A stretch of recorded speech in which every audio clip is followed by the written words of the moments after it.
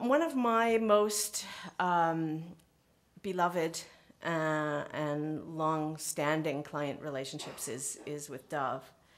And about 5 years ago, we created this thing called the Campaign for Real Beauty, which has had quite a lot of impact, both in the business world and in the real world. And its goal was to kind of change the definition of beauty, let's say, and make more women feel better about themselves, because women are very complex. And the way that campaign started in Canada was with billboards. There was nothing in it except a big series of billboards that ran across the country, almost everywhere that you can imagine. And on each board was a kind of head and shoulders close-up of a woman who was not any traditional beauty in the modeling sense of the word. They were older, younger, heavier, lighter, freckled, whatever. And on that board, there was a pair of tick boxes, and it said, there was a woman who was 96 years old on it, and the two tick boxes were wizened or wonderful. And there was another one that was on the Gardiner Expressway, and it was a woman in a black strapless dress, and she had her hands up like that. And she was a Zoftig girl, and it said fat or fab. And and then at the bottom of each board, it said, join the beauty debate, and gave a URL. And on the Gardiner board, which was live, you could text in whether you thought, or call in whether you thought she was fat or fab. And when you were stuck at that place in front of the X where the traffic is stopped every morning and every evening for a ridiculous amount of time, you could watch how your vote affected that change. And that was kind of Dove's first foray into interactivity, and it was using traditional media to create an interactive engagement. And it completely changed, and those clients were great, and they were brave, and they didn't care that I think she was 0.5% higher on fat. They didn't, I figure more guys voted. She didn't, they didn't say, oh, suppress that information. They just let it be. And you have to understand that that's a big deal for marketers of a certain type. And they don't engage in that way. They're used to being able to tell the story how they want it understood. And it was the first opportunity that I ever had to work in the interactive world where people just really, really got involved. And it opened up this incredible door.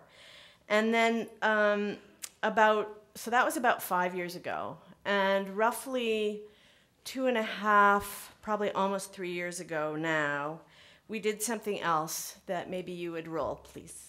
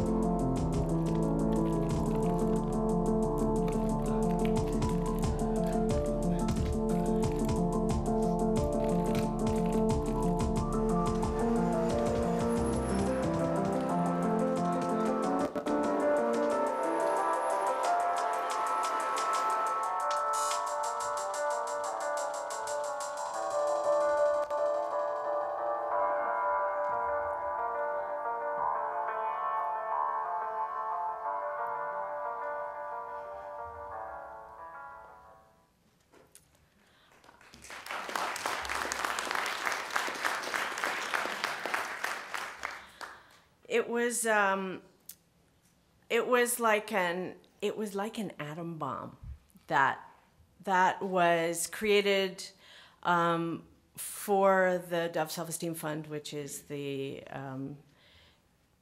it's not a charity, that would be the wrong thing. It's a kind of an educational resource that was created by Dove in order that our kids don't grow up as messed up as us.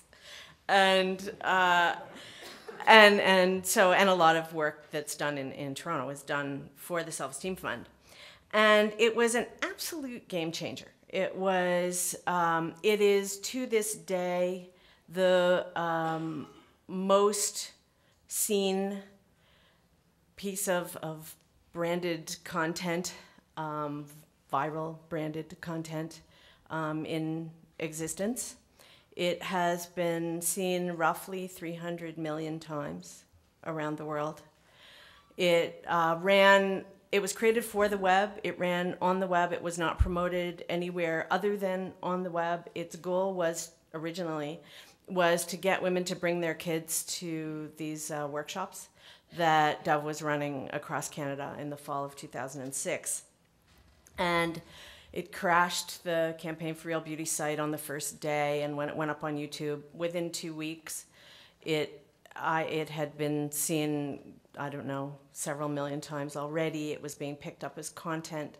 The day after it started running, I was in Britain, and I saw it on a morning show, on the morning talk show that was like the equivalent of the Today Show or whatever.